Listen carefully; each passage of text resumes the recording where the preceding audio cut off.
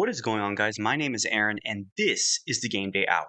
Welcome back to another episode, and in today's episode, we are doing the same thing for week 3. So, week 2 has just concluded. Monday night is gone. This is Tuesday, so this Thursday, we have Thursday night football, and then we, of course, have Sunday and Monday football. We're going to be covering fantasy football and all for the lineup and the matchups. So I'm pretty excited to do today's episode. As you can see, we got a new setup. I don't know how long I'll have the setup. Hopefully it's a permanent thing. But until then, this is what we got for now. So I hope you guys are ready for today's episode. And if you haven't already, please subscribe as I want to do this week by week. So I hope you guys are ready. Let's get started. Last week, I won 138 to 120. My opponent basically beat me at every single statistic. However, I slightly just edged him out and got some help from the defense on his end because the Cowboys did terrible against New Orleans and had negative 11 on defense. However, I had 5 out of 8 of my players over 20 points, including Baltimore's defense, which I started for the first time, and they got 30 points. So that was pretty cool. And now I am 1-1. I haven't looked at what place I'm in, but I know I'm in the playoff hunt as of now, but we still got a long ways to go. So it's time to get started for week 3. It's a little bit difficult because A.J. Brown is injured, Isaiah Pacheco is injured, and I might be making a move to potentially grab DK Metcalf. I have yet to get him. The waivers open up Wednesday. Of course, today is Tuesday. And if I do get Metcalf, I'll be switching out Tank Dell because he so far hasn't done anything. But this is the lineup that I have going into this week. As you can see, I got Brock Purdy starting for this week, which is a little bit of a gamble, but my rationale is that CJ Stroud is playing against a Minnesota team that did very, very well against San Francisco. The thing about the 49ers, and this is the big risk, is that Debo's hurt, Christian McCaffrey's hurt, so all you have left is Brandon Ayuk and George Kittle, and then some other players on offense like Davis, who I will be playing against, and I'll get to that in just a second. But you're playing against a Rams defense, which is atrocious against the pass. So this is a game Brock Purdy ought to dominate. And CJ Stroud, again, is against Minnesota, whose defense is looking pretty solid right now. So we're going with Purdy. Jonathan Taylor's going to stay in. He's been doing very well. We're putting in Rachaad White, even though I could switch him out. I'm not completely sure. Again, DK Metcalf might go into this lineup. I don't know where, but it's either between White and Mike Evans. And then we got Amari Cooper starting, Rashid Shaheed, who should be my long-term starter from now on. He put up 25 points. Again, amazing performance, and the kick returns also help when he does have his shot. So he's ought to average like 10 plus points per week. And then we have Harrison Butker starting and the Cincinnati Bengals defense. I'm choosing the Bengals because they're playing a lesser opponent, and the Ravens are going to Dallas, whose offense hasn't looked too stellar against New Orleans, but we know that they can get on fire at any point. So the Bengals have a better opportunity at being, the right defense to choose this week. As for my opponent, he has a pretty solid lineup. Lamar Jackson, Bijan Robinson, Saquon Barkley, those 3 alone are just terrifying.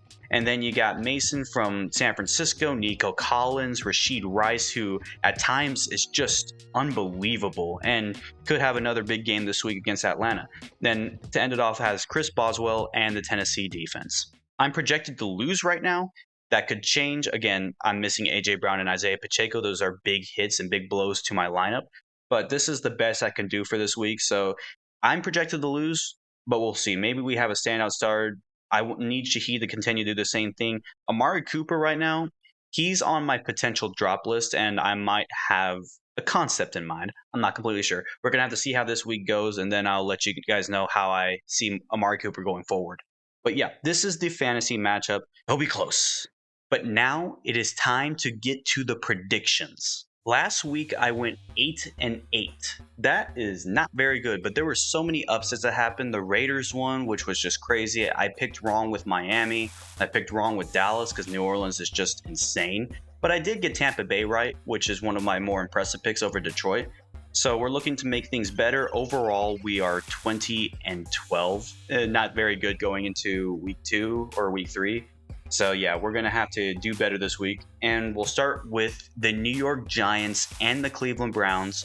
New York just lost to Washington, even though Malik Neighbors had himself a game. while Cleveland, albeit a low-scoring close game, still beat Jacksonville, and that's another pick I got wrong. Cleveland, it's kind of odd. I don't know the quarterback future with Cleveland just yet because Deshaun Watson has new allegations against him. I don't know if that's going to play a factor into this next game.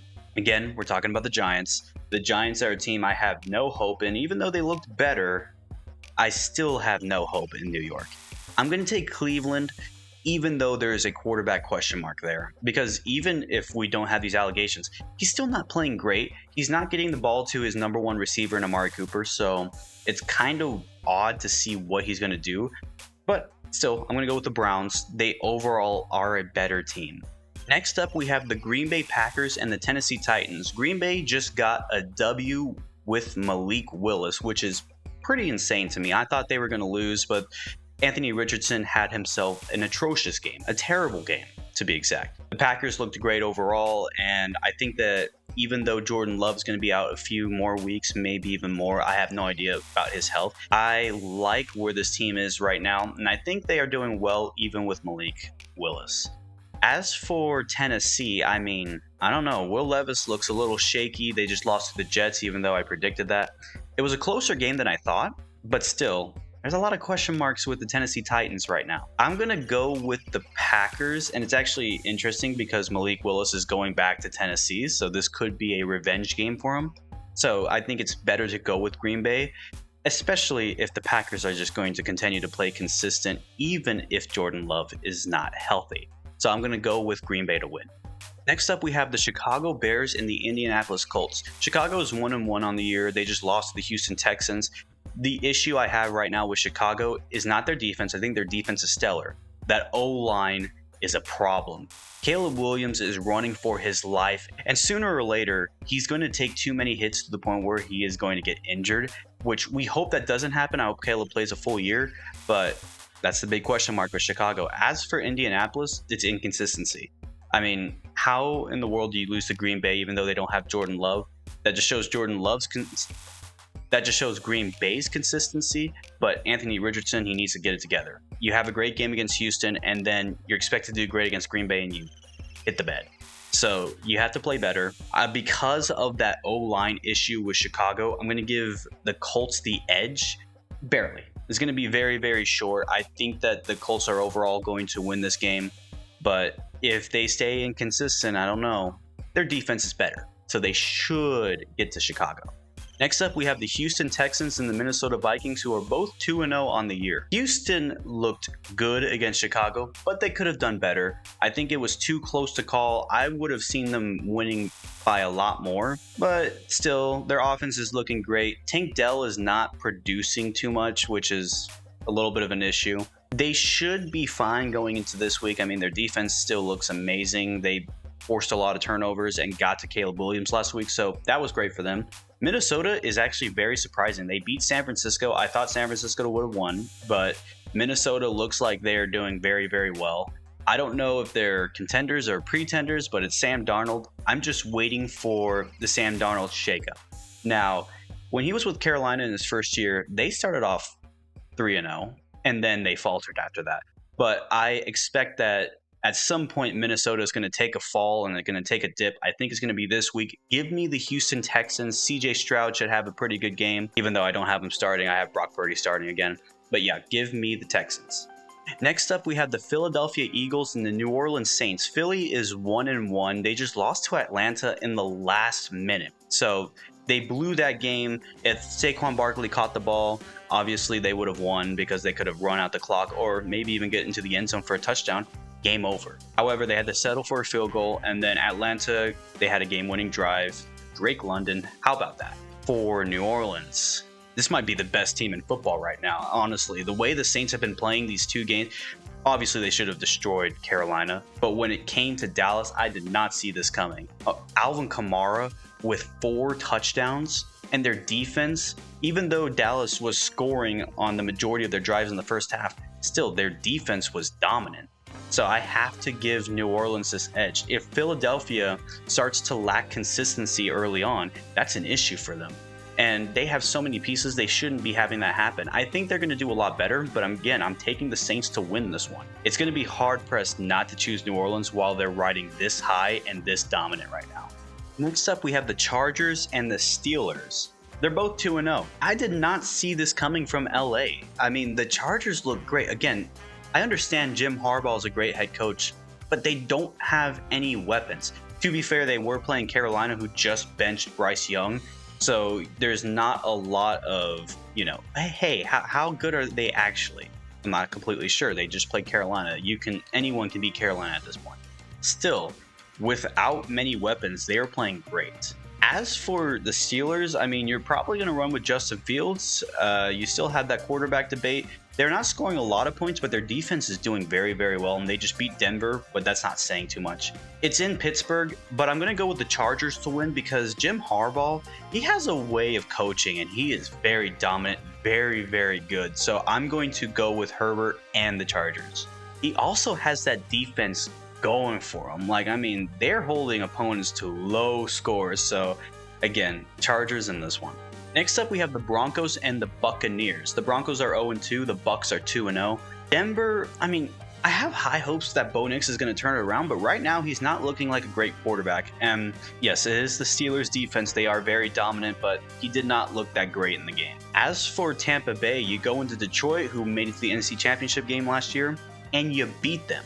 You did very, very well, and Tampa Bay looks like a dominant team. Right now, the NFC South, outside of Carolina, looks very, very promising. The Saints and the Buccaneers are dominant, and the Falcons, they just got a big win against Philadelphia. The sky's the limit for a lot of these teams. I'm going to go with the Buccaneers. This is simple. Denver doesn't look great. They still look they need more pieces, but the Buccaneers, they're in rhythm, and they look great. So give me Tampa Bay. For the early afternoon game, we have the Carolina Panthers and the Las Vegas Raiders. The Panthers are 0-2. You just benched Bryce Young. Your team has not played great at all in these first two games, combined for, I believe, 13 points. That's not going to cut it. You're going to be going to Andy Dalton. Maybe you get some momentum there, but who knows? As for the Raiders, you just lost to the Chargers. And then you walk into Baltimore and you win in overtime over them? That's insane. I did not see them beating Baltimore at all. But because of that, because it looks like the team is very united, I'm going to take the Raiders. This is easy because the Panthers are not great right now. So I'm going to go with the Raiders. Simple pick. Next up, we have the Dolphins and the Seahawks. The story for Miami right now is they are 1-1, but you just lost Tua to multiple weeks and a terrible concussion. So now I don't even know who the starting quarterback is, but it doesn't matter. Because of that factor and the fact that you're in Seattle, who they're 2-0, they just beat a Patriots team that just got off a big win against Cincinnati, while the week prior you beat Denver. So I guess you're not playing that big a competition, but still, 2-0 is great. And Miami, they don't have Tua. That's a big problem. Give me the Seahawks at home to win. Next up, we have the Ravens and the Cowboys. The Ravens are 0-2, losing in Arrowhead to Kansas City, and then losing to the Raiders at home in overtime. I don't know what's going on with the Ravens right now, but they need to figure something out, which is you're in a good spot because the Cowboys just got off a butt whooping at the hands of the New Orleans Saints 44-19 after doing what the Saints just did to them against Cleveland. It's hard for me to gauge where I want to go in this matchup because part of me still wants to point to the Cowboys. By paper, I should pick the Ravens, and I will, but I'm not super confident because both teams do not look great. This could go any way, but I'm just going to go with the Ravens and be safe with this pick. But I don't like it. Next up, we have the San Francisco 49ers and the Los Angeles Rams. The Niners are 1-1, a surprising loss to Minnesota, but then again, they're losing a lot of pieces. Obviously, McCaffrey's out for a while. Debo's probably going to be out for a while. So now you have Brandon Ayuk at the number 1 and George Kittle to accommodate for Brock Purdy. Still, I have a lot of faith in that defense. As for the Rams, Nakua went out in week 1. Cooper went out in week 2. They have nothing on offense outside that run game, so it should be very simple for the 49ers to game plan. And then defensively, they are not good in the pass game. This is super easy. Give me the 49ers to win. The Rams are they're decimated right now on both sides. Next up, we have the Detroit Lions and the Arizona Cardinals. Now, what a win for the Cardinals. 41-10 over LA. I did not see that coming. I had them losing, but the Cardinals look great right now. As for the Lions, I mean, it was a close, hard-fought game, and there were some bright moments, but you still lost to the Tampa Bay Buccaneers. So both teams are going into this 1-1. Right now, if I had to choose between the two, I like how the Cardinals look. Here's my upset for the week. Give me the Arizona Cardinals to beat the Detroit Lions. I just think that when you take a look at this matchup, the Lions are the better team, but Arizona's going in with more promise. A close loss to Buffalo, and then you're beating the Rams as bad as you did. As for the Lions, I mean, you barely beat the Rams, who got torched by Arizona, and you lost to Tampa Bay. So I'm going to go with the Cardinals on this one. We got Sunday Night Football between the Kansas City Chiefs and the Atlanta Falcons. The Chiefs just barely inched it out over Cincinnati, and the Falcons, what a win against the Eagles. Again, last minute touchdown for them, so good for them. Both teams won by 1 point. I'm going to still take the Kansas City Chiefs. It's just very simple. Outside of Isaiah Pacheco being down, which could pose as an issue, you still have a wide receiver core with a lot of promise. Patrick Mahomes needs to do better, though. I was not impressed with his performance against Cincinnati. For the Falcons, I mean, you have an opportunity to have a big win against the Chiefs at home, but it's just really hard to pick the Falcons right now. Not because I don't think they deserve it. I mean, you just went on the road and beat Philadelphia, but you're against the Chiefs. So I'm going to take the Chiefs in this one, but there is a chance this could be an upset. Now we have a doubleheader for Monday Night Football. The first one is the Jacksonville Jaguars and the Buffalo Bills. I thought Jacksonville would have done a lot better. I mean, I thought they would have beaten Cleveland and be 1-1 right now, but they lost to Cleveland, which is shocking to me. As for Buffalo, what a win against Miami. I mean, their defense made Tua throw 3 interceptions prior to his injury. And then offensively, I mean, James Cook, he did so well. That almost hurt me in fantasy, but I survived. I have to go with the Bills. I don't think the Bills have lost a step, even though Stephon Diggs and Gabriel Davis are gone. They look so good. As for Jacksonville, I don't know what's going on with them. You're going to be in Buffalo. Give me the Bills to win this game. And then the last game is the Washington Commanders and the Cincinnati Bengals. Washington just picked up their win against the New York Giants, but I suspected that. They're 1-1. As for the Bengals, again, you start off 0-2. I thought they were going to lose to Kansas City. They did, but not by a lot. They did play very, very well. This is the part of the year where Cincinnati generally starts to turn it around and do a lot better. They will definitely, and I have barely any doubt that they will lose this game. I think that they're going to beat Washington, but Jamar Chase needs to step up. I don't know what's going on with him. He needs to get it together. He's had 2 bad games. So I'm going to go with the Bengals, but man, it's time to get going. If you really want that contract, that big contract, you got to start stepping up now. And that'll do it for this week of NFL action. I hope you guys enjoyed today's episode, and if you do, please leave a like, comment down below, and subscribe. If it seems like I'm kind of whispering, not talking very loud, is because since I switched rooms, there's not a lot of things in this room to hold sound, so it kind of feels like that the sound is going back and forth on the wall.